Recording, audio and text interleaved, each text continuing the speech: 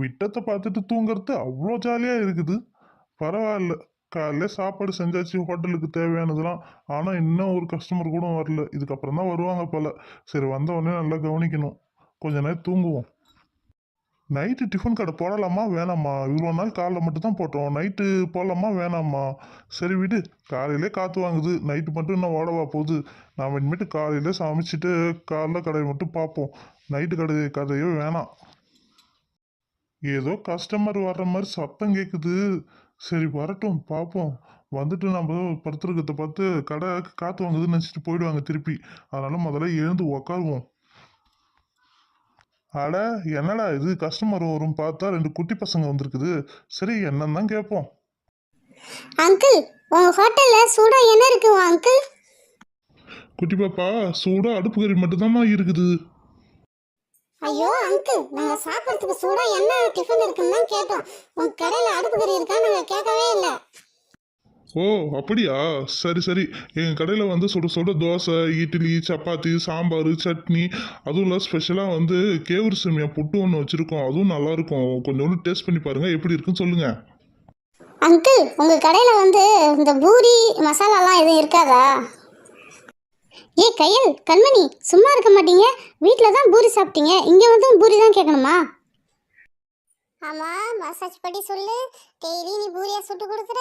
காலையில் இட்லினா சாயந்தரம் தோசை, காலையில் தோசைனா சாயந்தரம் இட்லி. இப்படியே தானே வாரத்துக்கு 5 நாள் ஓட்டுறீங்க. மீதி 2 நாளில் எதாவது செஞ்சு தருவீங்களான்னு பார்த்தா அப்போ வந்து நீங்கள் என்ன பண்ணுறீங்க? உப்புமா செய்கிறீங்க, அதை விட்டு கஞ்சி காய்ச்சுறீங்க. இதேமாரி தானே போகுது. எங்களுக்கு பூரி வேணும். சரிங்க, சுட சுட இட்லி இருக்குது, தோசை இருக்குது, சப்பாத்தி இருக்குது. உங்களுக்கு என்ன டிஷ்ஷுங்க வேணும்? ஆளுக்கு ஒரு தோசை வைங்க. தொட்டுக்க வடகறி அது மாதிரி ஏதாவது ஸ்பெஷலாக வச்சுருக்கீங்களா? இல்லைங்க, எல்லா தோசைக்கும் இட்லிக்கும் சட்னி சாம்பார் மட்டும்தாங்க தொட்டுக்க, வேறு எதுவுமே செய்யலைங்க. அம்மா, போய் இந்த ஹோட்டலுக்கு தான் இட்டுட்டு வருவேன். சட்னி சாம்பார் இதை தவிர வேறு எதுவுமே இல்லையே. இதுதான் நாங்கள் வாரத்துக்கு 5 நாள் சாப்பிட்றோம். இட்லிக்கு தோசைக்கு சட்னி சாம்பாரை மாற்றி மாற்றி வச்சு சாப்பிட்றோம். ஏதாவது வடகறி குருமா அது மாதிரி இதாக இருக்குன்னு பார்த்தா எதுவுமே இல்லை. இந்த தோசை சாப்பிட்றதுக்கு நம்ம வீட்டிலே சாப்பிட்டுக்கலாம் போல. அப்படி சொல்லுங்க கையிலும் கண்மணியும். நான் வீட்டில் தோசை சுட்டு தரும்போது இந்த சட்னியா இந்த சாம்பாரா சொல்லுவீங்களே, இந்த ஹோட்டலுக்கு வந்த அப்புறம் இதை தான் ஊற்றுறாங்க. இதுக்கு நம்ம வீட்டிலே சாப்பிட்டுக்கலாம் தெரியுமா? ஆமாம்மா, இந்த ஹோட்டல் சட்னி சாம்பாருக்கு நம்ம வீட்டில் செய்கிற சட்னி சாம்பாரே பரவாயில்லம்மா. என்னம்மா நீங்கள் இந்த ஹோட்டலுக்கு இட்டு வந்திருக்கீங்க? அம்மா, இந்த தோசை நல்லாவே இல்லைம்மா. அடுத்தது வேற ஏதாவது சொல்லுமா, நான் அதையே சாப்பிட்றோம். காஞ்சி போன வரட்டி மாரி இருக்குமா அந்த தோசை? அங்கிள், உங்கள் ஹோட்டலில் noodles, fried rice, chicken, mutton, biryani, நானு ஏதாவது இருக்குதா அங்கிள்? நான் மட்டும்தாம்மா இருக்கிறேன், நான் இல்லைம்மா. ஏ பசங்களா, சீக்கிரம் சாப்பிடுங்க, சிரிக்காதீங்க. மணி ஆகுது பாரு. அடுத்தது என்ன வேணும்னு சொல்லுங்க. பசங்களா, இட்லி இருக்கு, சாப்பிட்றீங்களா? சரி சரிங்க, ஆளுக்கு ஒரு இட்லி மட்டும் வச்சுருங்க.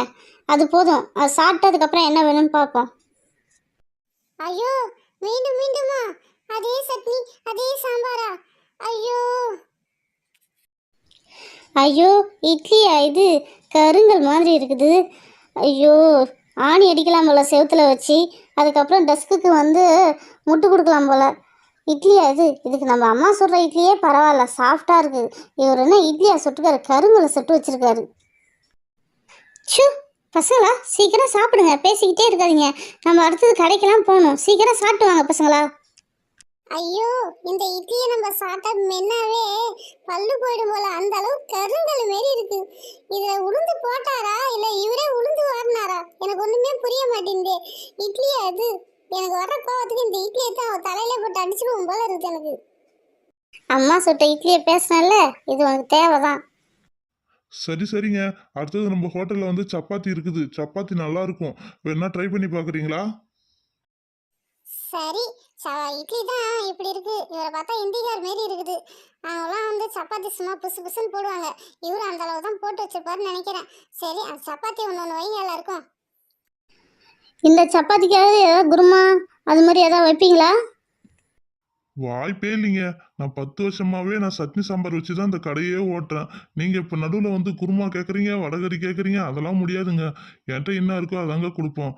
சப்பாத்தி எப்படி இருக்கு? சாஃப்ட்டா இருக்கா சொல்லுங்க? ஏய் கையில சப்பாத்தி ஓரளவுக்கு பரவாயில்லல. இட்லி தோசைக்கு சப்பாத்தி பரவாயில்ல, நல்லா தான் இருக்குது. இந்த சாம்பாரை தான் ஊற்றி கொள்றாங்க. சரி இதையும் டாலா நினச்சிட்டு சாப்பிட்ருவோம். அம்மா, நீ வீட்டில் செய்கிற இட்லி தோசையே பரவாயில்லம்மா. தயவு செய்து எங்களை ஹோட்டலுக்கு மட்டும் இட்டுட்டு வந்துடாதம்மா. எங்களால் முடியலம்மா. ஓஹோ அண்ணா, இப்போ தான் அம்மாவுடைய அருமை என்னன்னு தெரியுதா உங்களுக்கு? நான் செய்கிற ஃபுட்டு நல்லா இல்லை நல்லா இல்லைன்னு சொல்கிறீங்கள, இப்போ சாப்பிட்டு பார்த்தீங்களா வெளியில் வந்து இது எப்படி இருக்குது? அம்மா சாரிம்மா, என்றைக்குமே வீட்டில் செய்கிற உணவு தான் சிறந்ததுன்னு நான் இன்னைக்கு தெரிஞ்சுக்கிட்டோம். இனிமேட்டு நீங்கள் வீட்டிலே செஞ்சு கொடுங்கம்மா. ஏங்க பில்லை போடுங்க. 3 இட்லி, 3 தோசை, 3 சப்பாத்தி. ஆ, 4 8 3 ஓகேங்க. ரூ. 350 பில்லு. ஐயோ 350? இந்த 350 ரூபாய்க்கு 2 நாளைக்கு நான் மளிகை சாமான் வாங்கி வச்சு சமைச்சு வீட்டிலே